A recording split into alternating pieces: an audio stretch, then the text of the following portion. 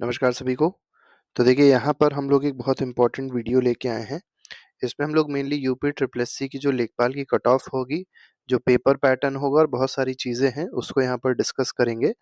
आपने पेट का एग्ज़ाम दिया होगा, जो भी आपके मार्क्स आए हैं, जो भी आपकी परसेंटाइल आई है, उस हिसाब से हम आपको बताएँगे कि आप मेंस के एग्ज़ाम में बैठ सकते हैं या नहीं बैठ सकते हैं।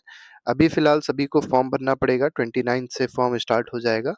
कुछ प्रॉब्लम्स भी आ रही थी रिज़र्वेशन जो सीट्स हैं उसको लेके, वो सारी बातें हम लोग यहाँ पर डिस्कस करेंगे। तो पहले तो देख लीजिए मेरा जो स्कोर था, वो कितना था। मेरा स्कोर 87.5 मार्क्स था और 99.97 परसेंटाइल थी। अब यहाँ पर जो लेखपाल का नोटिफ़िकेशन आया है, वो मेनली बहुत मतलब 16 तारीख को ही आ गया था, 16 दिसंबर को। जो ऑनलाइन आवेदन प्रक्रिया स्टार्ट होगी वो 29th ऑफ दिसंबर से स्टार्ट होगी। 28 जनवरी तक फ़ीस सबमिट करनी है और जो संशोधन है, जो उसमें चेंजेस कर सकते हैं आप फॉर्म में, वो 4th फ़ेब तक कर सकते हैं। ये दी हुई है कितनी सीट्स हैं अभी फ़िलहाल। तो टोटल जो सीट्स आई हैं वो 7994 सीट्स आई हैं, जिसमें से अना अनरिज़र्व्ड जो है 4165 है। इसके बाद एससी की 14446 है, एसटी की 150 है और ओबीसी की 1441 है और ईडब्ल्यूएस की 792 है। तो सीट्स काफ़ी ज़्यादा हैं, लेकिन अभी फ़िलहाल यही सुनने में आ रहा है कि ओबीसी की यहाँ पर सीट्स बढ़ेंगी। तो हो सकता है किसी कैटेगरी की कम भी हो जाए, यूआर में भी कम हो सकती हैं सीटें, बिल्कुल कम होंगी। या अगर नहीं भी चेंज होता है तो उसका स्पष्टीकरण जो भी यूपी ट्रिपल एससी देगा, वो देखा जाएगा। ये सिलेबस है जो आएगा इस बार, क्योंकि पिछला जो पेपर हुआ था उसका सिलेबस अलग था। यहाँ पर जो मैक्सिमम पोर्शन आप देखेंगे जो रखा गया है वो जीएस का ही रखा गया है। मतलब जिनका जनरल स्टडीज़ अच्छा है उनके लिए पेपर थोड़ा-सा आसान हो जाएगा। क्यों ऐसा कह रहे हैं? क्योंकि देखिए हिस्ट्री 5 नंबर की है, इसके बाद इकोनॉमी मतलब पॉलिटी जो है वो 5 नंबर की है। इसके बाद विश्व का भूगोल और भारत का भूगोल मतलब ज्योग्राफी 5 नंबर की है। इकोनॉमिक्स भी 5 नंबर की है। ग्राम्य समाज जो पहले ज़्यादा नंबर का आता था, वो केवल 5 ही नंबर का आ रहा है। इसके बाद जो बहुत सारी करंट अफ़ेयर्स होती हैं, वो 5 नंबर की रखी गई है। साइंस भी 5 नंबर की है। बड़ा सेगमेंट ये एनवायरनमेंट का आप देखेंगे, एनवायरनमेंट 10 नंबर का रखा गया है, एनवायरनमेंट और डिज़ास्टर मैनेजमेंट को। डीआई मतलब थोड़ी-सी मैथमेटिक्स भी होगी, डाटा इंटरप्रिटेशन वाली है, रीज़निंग-वीज़निंग नहीं है, डीआई वाली है। तो वो 10 नंबर की है, 10 नंबर की हिंदी है। कंप्यूटर 15 नंबर की रखी गई है और यूपी स्पेशल जो है 20 नंबर का रखा गया है। तो ज़्यादातर आप इसमें देख पा रहे होंगे, ज़्यादातर जो मतलब क्वेश्चंस होंगे वो जीएस से ही रिलेटेड होंगे, करंट अफेयर्स से रिलेटेड, जीएस से रिलेटेड होंगे ज़्यादातर क्वेश्चंस। मतलब मैथ को बहुत ही कम कर दिया गया है, ग्राम्य समाज को भी बहुत ही कम कर दिया गया है। अब बात करते हैं कट ऑफ की, किस चीज़ के लिए कट ऑफ है? मेंस एग्ज़ाम देने के लिए कट ऑफ है, ठीक है? मतलब ये जो कट ऑफ होगी वो पेट के मार्क्स के हिसाब से होगी, परसेंटाइल के हिसाब से होगी। तो समझिए 7994 या 7 है, जितनी भी सीट्स हैं, अप्रॉक्स 8000 सीट्स हैं, ठीक है?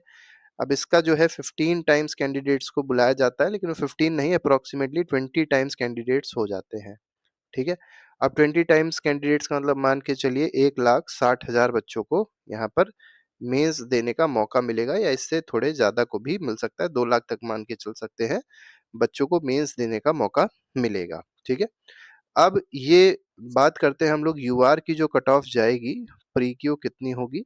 इसके बाद मतलब ओबीसी हो गया, यूआर हो गया और ईडब्ल्यूएस हो गया। इन तीनों की जो कट ऑफ होगी वो एक ही जैसी जाएगी, कोई अंतर इसमें देखने को नहीं मिलेगा। एससी की कट ऑफ कम रहती है, एसटी की और कम रहती है। आप अगर देखेंगे वुमेन की भी जो कट ऑफ होती है वो अप्रॉक्सिमेटली इतनी ही रहती है, कोई बहुत ज़्यादा अंतर इसमें देखने को नहीं मिलेगा। हो सकता है थोड़ा बहुत अंतर दिख जाए, क्योंकि वो वर्ट जो हॉरिज़ॉन्टल रिज़र्वेशन है उस पे डिपेंड करता है। लेकिन अभी हम लोग फ़िलहाल जो बात करेंगे वो मेन जो कैटेगरीज़ हैं उनको देखेंगे। तो यूआर कैटेगरी में अगर आप हैं और आपकी परसेंटाइल 95 प्लस है। अब 95 क्यों बता रहे हैं? क्योंकि 5 देखिए अप्रॉक्सिमेटली 20 लाख बच्चों ने फॉर्म भरा था, ठीक है? मतलब 20 लाख बच्चों ने एग्ज़ाम दिया था और 20 लाख का मतलब ये होता है कि 10% मतलब जिसकी 90 परसेंटाइल है या उसके आस-पास भी है, ठीक है? 90 परसेंटाइल से ऊपर बच्चे कितने होंगे? तो ये 2 लाख बच्चे होंगे। कितने बच्चे? 2 लाख बच्चे ऐसे होंगे जो 90 परसेंटाइल से ऊपर होंगे। तो अगर आप ये सोच के चल रहे हैं कि आपकी 90 परसेंटाइल है और आप मेंस दे लेंगे यूआर कैटेगरी में, तो बिल्कुल भूल जाइए। अगर सीटें नहीं बढ़ी या चेंजेस नहीं हुए तो भी नहीं दे मिल पाएगा। लेकिन 95 परसेंटाइल अगर आपकी है या इसके आसपास भी है, तो अब देखिए यहाँ पर क्या हो जाएगा, यहाँ पर 1 लाख हो जाएगा ये चीज़, ठीक है? क्योंकि 1 लाख बच्चे ऐसे हैं जो 90 परसेंटाइल वाले होंगे, 95 परसेंटाइल वाले होंगे जो एग्ज़ाम मतलब जिनके मार्क्स 95% से ऊपर होंगे, ऐसे 1 लाख बच्चे हैं, ठीक है? और तो इसका मतलब ये है कि यूआर कैटेगरी में, ओबीसी कैटेगरी में और ईडब्ल्यूएस कैटेगरी में, इन तीनों कैटेगरी में आपकी अगर परसेंटाइल 95 के ऊपर है, तब आप ये मान सकते हैं, आप श्योर हैं कि आपका मेंस में आपको देने का मौका ज़रूर मिलेगा। एससी की अगर बात करी जाए तो एससी में मान के चलिए 87 से 88 परसेंटाइल अगर आपका है, तो आप बिल्कुल मेंस दे पाएँगे लेखपाल का। और एसटी कैटेगरी में अगर देखा जाए तो 75 से 80 भी अगर आपके हैं, तो भी आप मेंस दे सकते हैं। वुमेन की बात अगर करेंगे तो वुमेन में भी 90 परसेंटाइल से आस-पास ही जाएगा, इससे ना ऊपर जाएगा ना इसके नीचे जाएगा। लेकिन आप अगर ये सोच के चल रहे हैं कि 85 परसेंटाइल है वुमेन में, 70 परसेंटाइल है, तो वो लेखपाल का मेंस देना थोड़ा-सा टफ है। उसके पीछे बहुत सारे मतलब और भी फैक्टर्स हो सकते हैं, और क्या-क्या फैक्टर्स हो सकते हैं कि देखिए, यहाँ पर पेट का फॉर्म जो होता है, वो ज़्यादातर बच्चे मतलब जो तेज़ वाले स्टूडेंट्स हैं, जिनको पहले से ही नौकरी कर रहे हैं, वो लोअर पीसीएस के लिए भरते हैं और उनकी ही परसेंटाइल बहुत ज़्यादा आती भी है। जैसे मैंने भी जो फॉर्म भरा था, मेरा मेन जो टारगेट है, वो लोअर पीसीएस का ही है। तो मेन टारगेट लोअर पीसीएस है, तो परसेंटाइल कितनी भी हो, मतलब लेखपाल अगर आप फॉर्म नहीं भर रहे हैं, तब तो उनको फ़ायदा ज़रूर मिलेगा। जिनकी परसेंटाइल है और उनको लेखपाल बनना है, तो उनको फ़ायदा मिलेगा। लेकिन मान लीजिए कोई ऐसा है जिसका टारगेट लोअर पीसीएस था और उसकी परसेंटाइल भी अच्छी थी और पहले से ही वो नौकरी में है, वो फर्जी फॉर्म भर दे कि नहीं लेखपाल बनना नहीं है, लेकिन फिर भी फॉर्म भर दे रहा है क्योंकि 25 ही रुपए का है, सभी लोग भर देते हैं। तो इस वजह से क्या होता है, थोड़ी-सी परसेंटाइल हाई जाती है।